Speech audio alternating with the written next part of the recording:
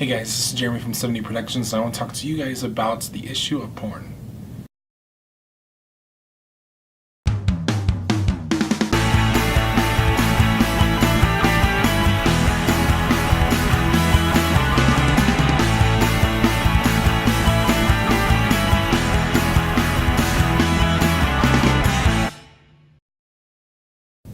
So we introduced this last week about the fact that we're going to be putting a lot of emphasis on this discussion of what porn has been impacting the church, as well as how we can be able to combat it, and to not only just get rid of the concept of porn in the church, but also to be able to help prevent this for future generations. And there was a little bit of pushback initially whenever I did this, and so I want to clear some things up real quick. This argument about how we interact and deal with porn is not to say that I am here to say, let's put a stake in the ground to fight against the porn industry. I do not like the porn industry. I do not like the fact that it is directly impacting people and families and marriages. But I also know that there's a lot of people in the porn industry that are not necessarily voluntarily there. There's a huge sex trafficking issue that's going on in the US in the international sense.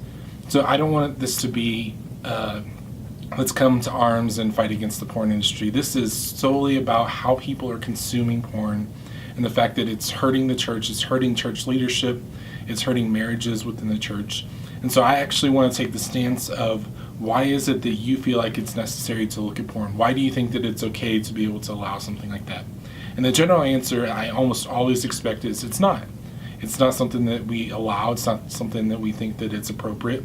And yet the statistics say that over 95% of men have seen it by the time they're 18.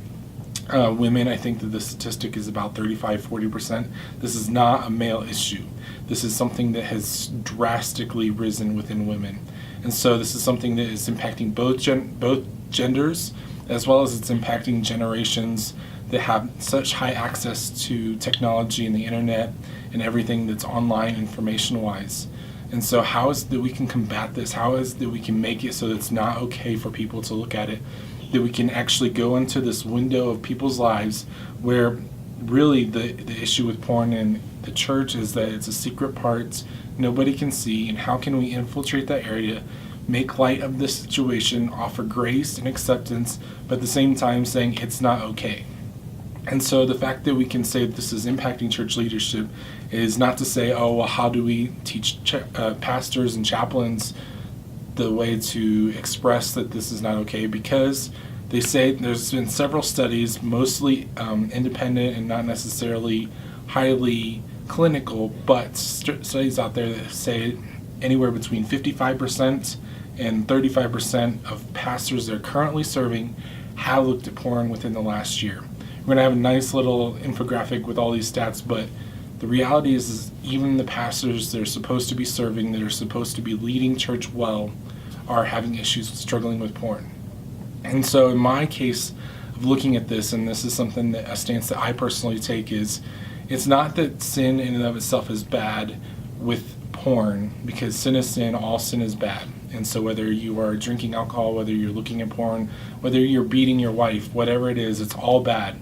But the ramifications for someone that's in church leadership that is saying, I am upholding the gospel, that I am a representation and an ambassador for who Christ is, because I am a leader at this church, holds a different weight than if you just say, I am someone that's going to this church as a congregation member and serving as a volunteer maybe, but not necessarily deeply committed as far as leadership, because there's a lot going on in me that I need to be able to work with.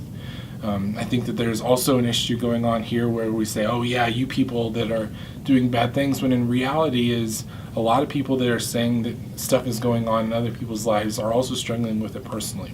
So I'd love to hear what you guys have to say on this topic of pornography within the church, within church leadership.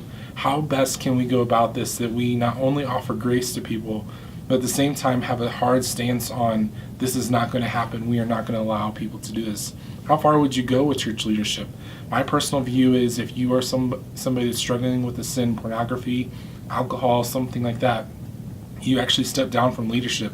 What about you? Where do you stand on this kind of a topic issue?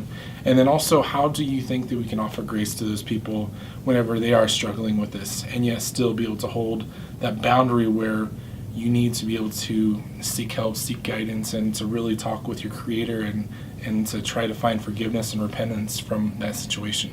So I'd love to hear what you guys have to say. Leave your comments below on this topic. Try to keep it as civilized as possible, but I know that this is a very emotional-laced topic.